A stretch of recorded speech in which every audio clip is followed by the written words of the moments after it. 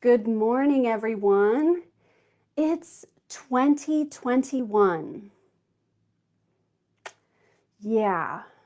Uh, hmm. Yeah, 2021. Going really well so far, huh? Yeah, wow. 2020, not so great. 2021, I think we have some promise of better things happen, but it's a rough start. And we're dealing with a lot of toxic, manipulative, exploitative, low empathy, low emotional intelligence people who are kind of disrespectful, and they're holding us hostage. And that's the topic of our video today. How do manipulative, exploitative, and abusive people hold us hostage? And there's a number of different ways that they can do that. So we're going to talk about that. But I also want to mention that this coming Friday is our next SNAP series. SNAP is Survivors of Narcissistic and Abusive Personalities, and it's a 4-part series. And you can take it a la carte, just whichever ones you want to take. You don't have to take all of them. The one on Friday is abusive personalities. So we're going to learn all about these types of people and how they are the way that they are, why they're the way they are, why they do the things that they do, what we can expect and not expect. It's a lot of really great, very important information. And if you look in the notes of this video, you'll see the dates and the topics of the classes, and then also a link so that you can go and sign up. Let's go ahead with our video about how exploitative, manipulative, abusive people hold us hostage. And keep in mind that we're talking about familial relationships and intimate partner relationships, both. Okay, so many of us are here watching this video because we were raised in a household with abusive people, or we're still currently tangling with abusive people that are family members. Or perhaps, another one might be the workplace, right? Where you work in a place that's really super toxic, or your boss is really exploitative and toxic, or you are in or have been in an intimate partner relationship with someone who has some of these traits. So the various different ways that exploitative, manipulative, and abusive people can hold us hostage. Let's start with relationships. Okay, so let's say this is a familial relationship where you have a family member, let's just say it's your mom, who is abusive, exploitative, and manipulative. But guess what? Not everyone realizes that. It's very, very common for, especially with women, manipulative and abusive women, they're able to blend in a little bit better. And they're able to seem more like a victim or a martyr. All the things that they do for everyone and their grandchildren. And, I don't know why my daughter just doesn't speak to me, but I never get to see my grandkids. And they're, oh my God, that's terrible. Your daughter, she must be a really horrible person. And I do everything for them. And look, I have all these gifts here. I can't even give them their Christmas gifts because she won't speak to me. Okay, this is what we're talking about, right? Okay. So if we have a mother or a father, someone who is in good with the rest of the family, they are going to hold us hostage in terms of if we want to be friends with the rest of the family or still have relationships with the rest of the family, they kind of hold this conflict over us. In other words, if we were to really set the boundaries we want to set and communicate the things and say the things we really want to say, we put ourselves at risk of losing familial relationships because we know that they have aligned with the toxic person. And so it's a big risk, and it's really scary to put your foot down knowing that there's a potential for you to lose other relationships with people that you really love. Another one would be friends. If you have similar shared friends and you're not ready to say goodbye to those friends, they will, an abusive and exploitative, manipulative person will continue to really foster and encourage those friendships, inviting them places and giving them nice gifts and, really trying to be their best version of themselves in front of these particular people. And this is their way of staking their claim and being manipulative, obviously, but it also holds you hostage because if these are people you really love and care about and you don't want to say goodbye to them as friends, you wind up having to bite your tongue, not say what you think, not share your actual experiences. You can't be genuine and authentic, right? And some of us aren't at a point where we're ready to say goodbye to these people. Eventually we do get ready to say goodbye and we do it, and it's kind of a relief, but it's very sad and we grieve them, right? But the exploitative, manipulative person will be sure to maneuver in a way that they drive a wedge in some way, shape, or form between us and the people that we love and care about. And this could be our own children as well. If you share children with someone who's very manipulative and really good at convincing people of things, and the kids adore them and think they're amazing, you got to be careful, right? Because they could say something to the kids, in which they most likely already are. But then it puts you in a position of, if you defend yourself, you look guilty. They're very crafty in that way, that when you start to say, whoa, whoa, whoa, that's not true. So they might tell the kids that you had an affair when actually they're the ones that had an affair. So then you want to correct that, right? Well, it's not really appropriate to talk to kids about those things. Even though they go ahead and talk to kids and tell kids inappropriate things, we don't want to do that. So we'll be at a disadvantage because we won't approach the subject because it's not appropriate for children. But on the other end, they're hearing all kinds of garbage that isn't even true. So this is another way that they hold us hostage, is by having the ear and the mind and the heart of others that we really love and care about. Another one that I've seen that's come up is church. So if you went to the same church and you love that church and you love the people in the church, and it's your home, that's where you feel at home, man, they can really set some landmines there as well, because that might also be where you think you could go for help. And more often than not, they've gone ahead and sort of laid traps for you, dropping little seeds with people. Oh, you know, she has medication that she has to take. I know, I don't tell people, but you understand, you know what I'm going through. I work really hard to be patient with her, but you know, she doesn't take her medication, and then she just gets really angry and starts making up wild stories. I don't know what to do.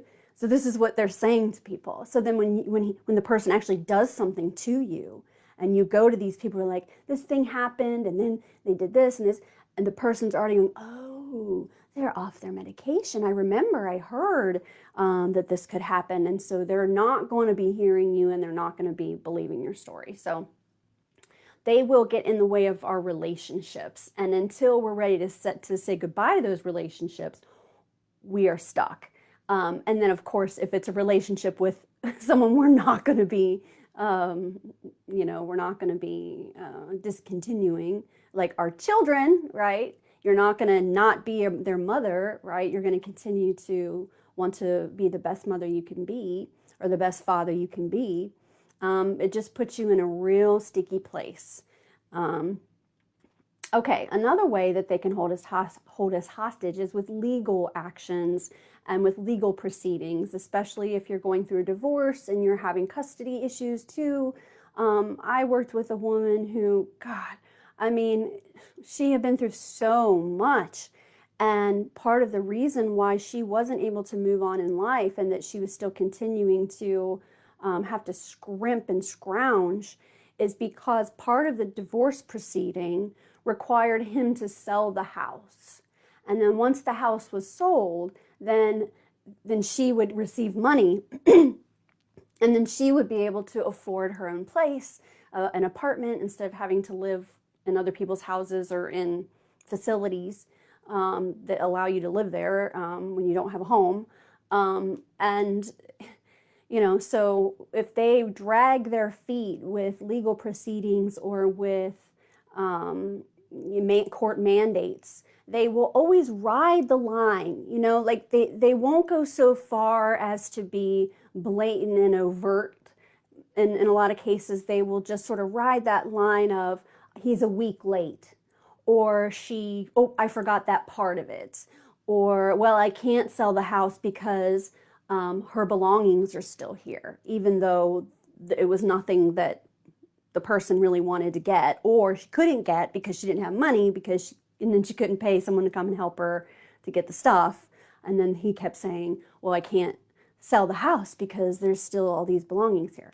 But they just have a really sneaky way when we're dealing with the court system of sabotaging and slowing things down and holding us hostage. So this particular person wasn't able to move on in life because he wouldn't complete what the court mandate was. She can't afford a lawyer. Next thing you know, years go by waiting for the court mandated actions to be completed. So they can keep us hostage legally. Another way you can be held hostage legally is if you're a minor and the people that we're talking about are your parents and you have to be with them because you're a minor. You can't move out. You can't do things on your own yet because you're under 18. And that's a way of being held legally hostage as well. And then, of course, custody issues. You know, sometimes the court will make an arrangement that is not healthy for one of the parties involved. So, for example, if your ex was, you know, incredibly abusive and beat you, and just the mention of their name or the sound of their voice makes you want to pee your pants, and then the court mandates that, oh, you will meet them at such and such a time, and so you have to come face to face with this person, and they will use that over the course of time to break you down more and more and more and more by just saying little things or doing little things. Yeah, so when you have a custody arrangement that puts you in a disadvantage, that's another way we get held hostage.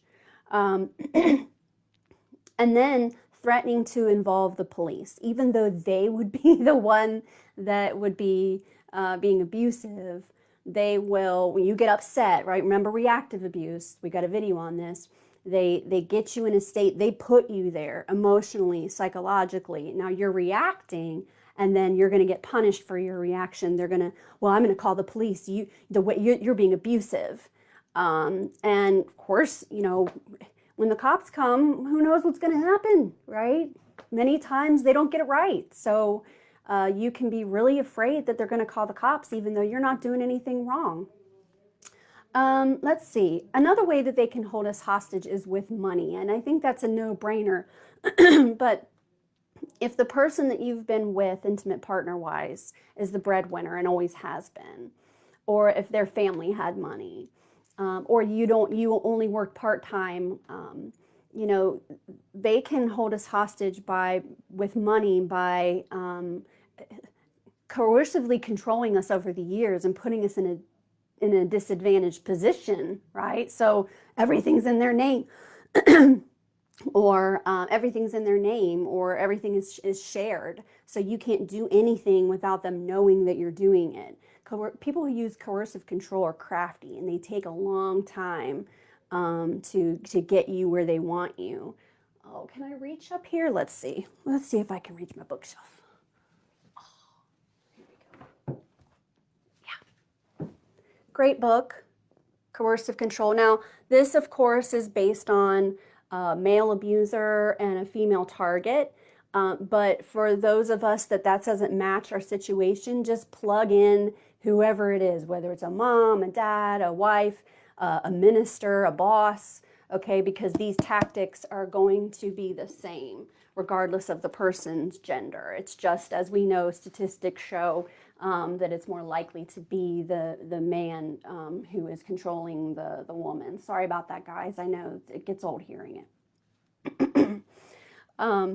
Okay, so money is a way they can hold us hostage. And then childcare, if you have kids and you don't have anyone to watch them and you have to work, or they need help with homeschool, whatever it is, you have to rely on other people for that. And if the person you're relying on is either the manipulative, abusive person themselves or a flying monkey or associate of that abusive person, you can't say goodbye, I don't want to talk to you anymore, and go no contact if your only way of getting childcare is through this person. So they can hold us hostage that way too. There's also living arrangements when you're poor or you're a kid or you're under 18, or if you live in a rural area and there's not a lot of options. There's a number of different ways that our living arrangements can wind up being something that holds us hostage. You know, you settled into some sort of a cohabitation arrangement with someone. Now you're needing to split up or break up. And then, you know, you don't have the money for it because they've assured you, oh no, you can work part-time. No, it's fine. You don't have to pay as much as I pay.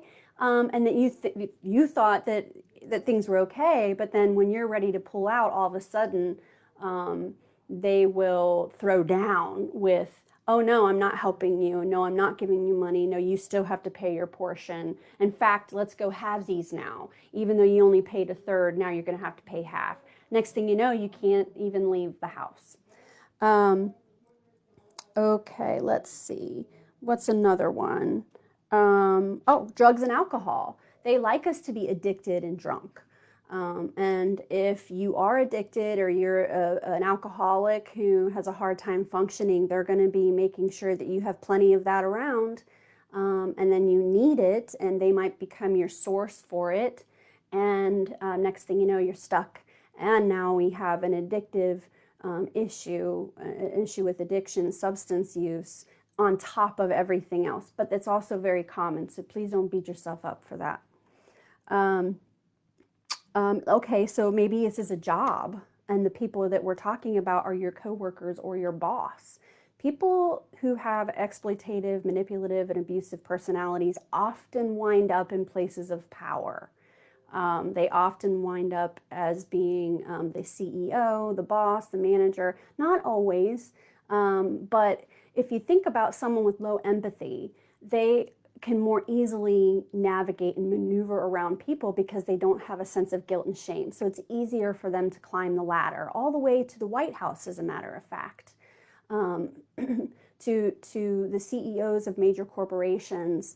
For example, can you imagine you being the CEO and the head of, say, an oil company that somehow through your own negligence or someone's negligence spilled major amount of oil into the ocean and killed a bunch of animals and wildlife? Would you be able to sleep at night? Would you be able to live with yourself? Not only do they sleep just fine and live perfectly fine and are very well off, they'll blame it on other people, lie, act like it didn't happen, minimize, act like it wasn't that big of a deal. So you see what I mean? The farther up you go, the harder it is to maintain an empathic soul. But there are those that do it, and we have to support them and stand behind them, because it's much harder to be empathic and to rise to power than if you are a low empathy individual. And again, we're seeing a lot of this in the country today. And lastly, one other way that they keep us hostage is through smear campaigns. And I mentioned that, like with my church example, that, you know, they are really crafty at divide and conquer smear campaigns, where they go around to your support system and they very craftily plant little seeds. And then eventually what happens is we turn around and we feel like we don't have anyone, and then we become more dependent upon the abusive person because these other people now aren't as supportive. Anyhow, so that's our video on how they can hold us hostage emotionally, psychologically, physically, monetarily, through finances, and through relationships. Now, let's say you're being held hostage. What are you going to do about it? Well, first, you need to take the SNAP classes. And the first one of the series is this coming Friday. Look at the link in the notes to this video. Go ahead and sign up, and we'll get you started with how to fix the situation, how to approach it, how to address it, and most importantly, how to heal from it and move forward in your life free from abuse. Okay? And I hope you all have a really great day today. Hang in there. 2021 will get better eventually, I promise. All right? We'll talk to you later. Have a good day. Bye. Okay, I'm going to make it stop. End video.